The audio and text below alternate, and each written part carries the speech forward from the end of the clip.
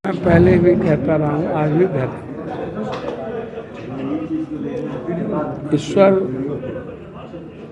Destiny, creator, ये सब है,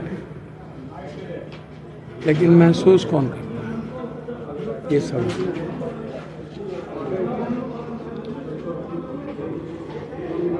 और किस भाव में आप जाते हैं किसी मंदिर, मस्जिद, गुरुद्वारा, चर्च, या किसी को किस आस्था के साथ देखते हैं।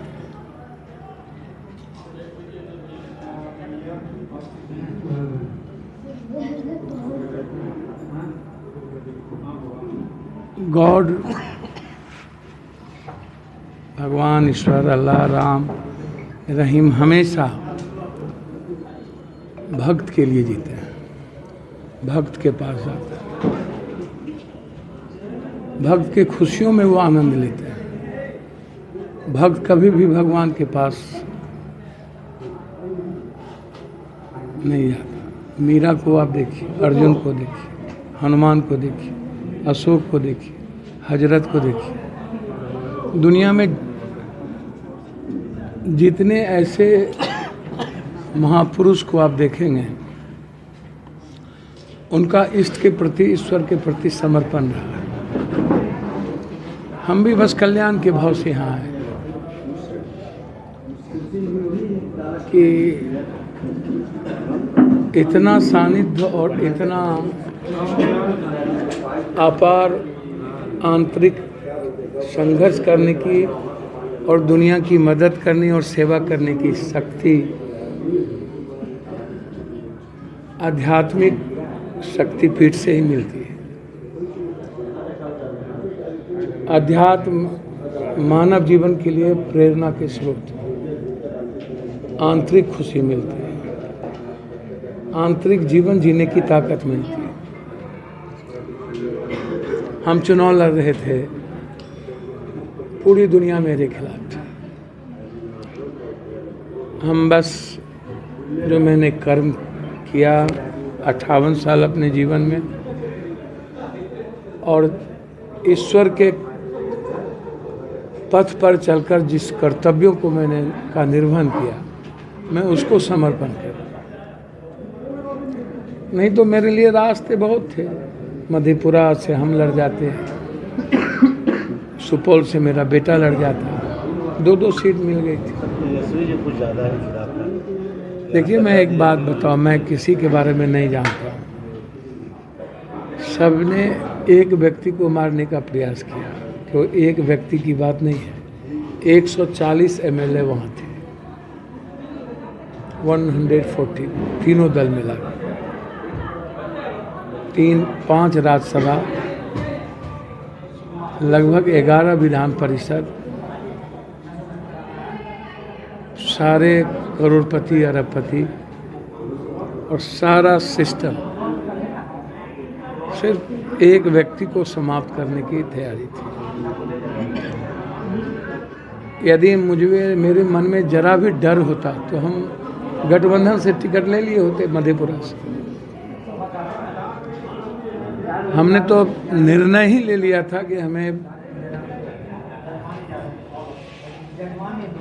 जो मेरी आइडियोलॉजी है, जो मेरी आइडेंटिटी है, और जिस मिट्टी को मैंने माँ की तरह सींचा है, और जिसने हमें खून की तरह हमें पॉलिटिकल संस्कार और संस्कृति दिया, उसके साथ खड़े रहना।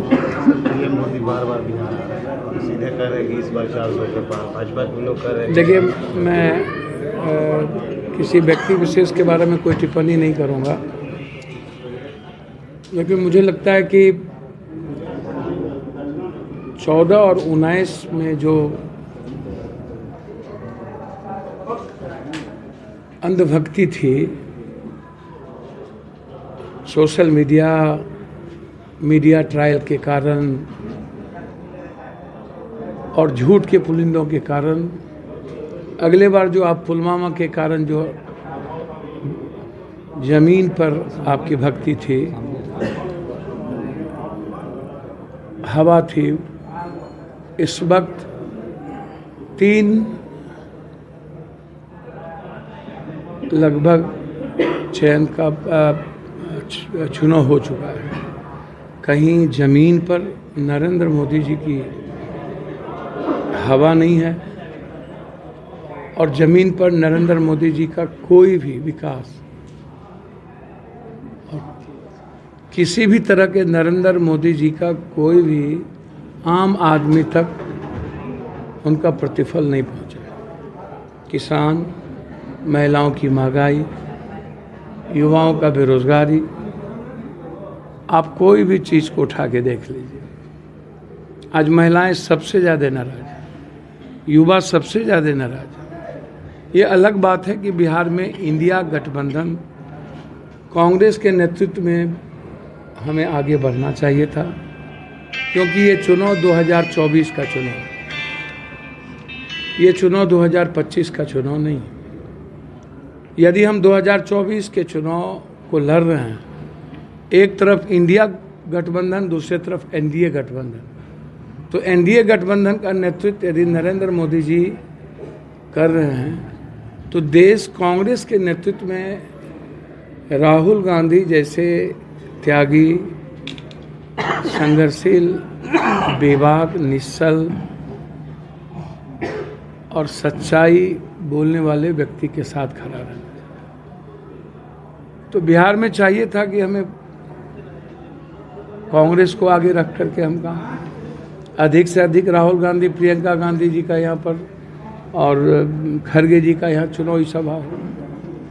2025 में कोई गठबंधन का चुनाव होता तो निश्चित रूप से बिहार में नीतीश जी हों या जिनके नेतृत्व में जिनको चुनाव लड़ना होता वो लड़ते।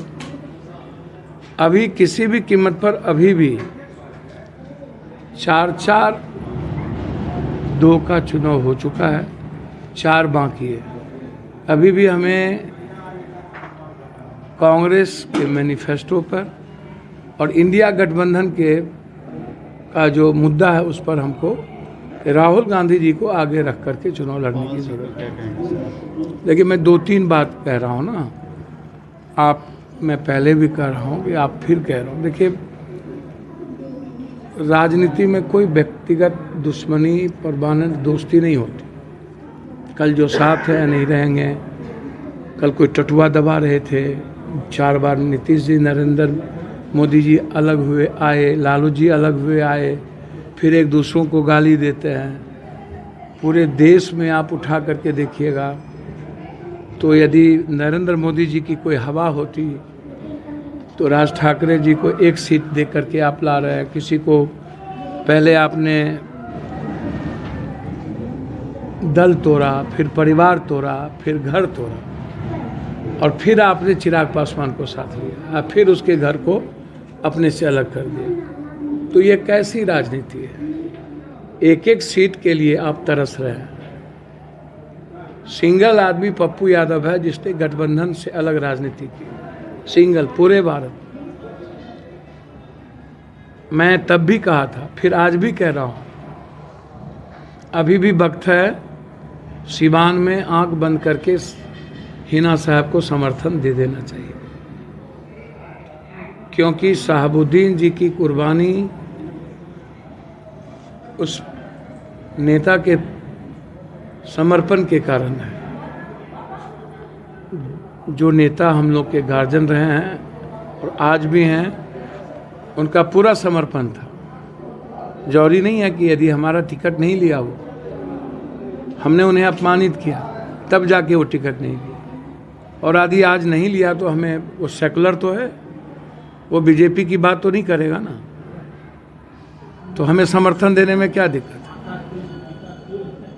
और जहाँ पर हम हैं गोपालगंज में, आप गोपालगंज से चुनाव नहीं लड़ते, आप महाराजगंज अपना सीट छोड़ दिया, प्रभुनाथ भाई की सीट, आपको सिवान में कैंडिडेट नहीं मिलते, तो फिर कैसे हो? अभी हम लोगों को लगने की ज़रूरत है पाटलिपुत्रा में, और पाटलिपुत्रा में जो छोटे राजा के साथ में 24 घंटा रहते हैं, वही विरोध कर रहा है सबसे ज़्यादा। तो मैं इसको क्या मानूं? जो बड़े राजा साहब और छोटे राजा साहब जी, चुनाव की रैली होगी तो वो विधायक आपके बगल में खड़े होंगे, आपके रथ के ऊपर खड़े होंगे, और आज वो विरोध कर रहा है। तो क्या हम लोग किसके हैं? जब हम पाटलिपुत्रा के प्रति भी जवाबदेह और जिम्मेदार नहीं हों, छपरा के प्रति भी हमारी जवाबदेही जिम्मेदारी ना बढ़े, तो कैसी राजनीति हम लोग करेंगे? आप छोड़ दीजिए पप्पू यादव को, आप चिंता ना करिए। कोसी सीमांचल की जनता ने जवाब पूरे देश को दे दिया, और पूर्णिया का चुनाव पॉलिटिकल हिस्ट्री तय करेगा, एक न्यू पॉलिटिकल एरा तय करेगा। और उसी संदर्भ में आज रविशंकर जी से भी हम मिलने आए थे। रविशंकर जी से मेरा मुलाकात चुनाव में भी कई बार वीडियो पर उनका सानिध्य, ब्लेसिंग, वो सबसे ज़्यादा ज़रूरत होती है। हम यहाँ भी आए तो एक मजबूत निर्णय के लिए आए, एक मजबूत संकल्प के साथ आए हैं कि हमें बिहार के 14.5 करोड़ लोगों के लिए क्या करना है, मगध के विकास और मगध की खुशियों के लिए क्या करनी है। हम यहाँ किसी कल्याण के भाव से नहीं, अपने व्यक्तिगत कल्याण के लिए नहीं आए। हम आए हैं कि हमें इतनी क्षमता मिले कि किसी के आंसू ना बहने, किसी गरीब को परेशान ना होने, जो संकल्प मेरा है। क्यों हॉट सीट बनी पूरे वर्ल्ड की पूर्णिया? तो इसीलिए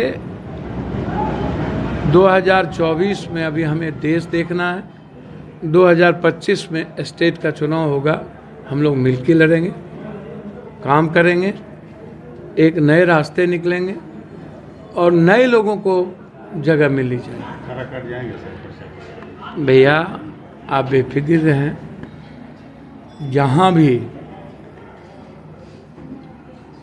हमें ऐसा महसूस होगा, मैंने पहले भी कहा, मैं इंडिविजुअल स्तर पर शहाबुद्दीन साहब जी के साथ मेरा पारिवारिक कमिटमेंट है और वो रहेगा।